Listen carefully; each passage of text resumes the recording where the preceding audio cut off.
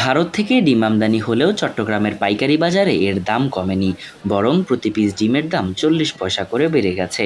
বিক্রেতারা জানিয়েছেন, ভারত থেকে আমদানি করা ডিমগুলো সাদা রঙের হয় এবং এসব ডিমের মূল ক্রেতা বেকারিগুলো। যেহেতু খামারি মাল ছাড়ে না, খামারের দাম আপনার দাম আগে বলতে হয়। আর দ্বিতীয় হইলো আপনার বাঙ্গাই যে বাঙ্গা ডিম, ছোট ডিম, এনে সবচেয়ে আপনার ফ্রেশ ডিম যেটা সেটা বিক্রি করতে হয়। সাধারণ ভোক্তারা বাদামি রঙের ডিম বেশি পছন্দ করেন। বর্তমানে পাইকারি বাজারে প্রতি পিস ডিম বিক্রি হচ্ছে ১২ টাকা ২০ পয়সায়।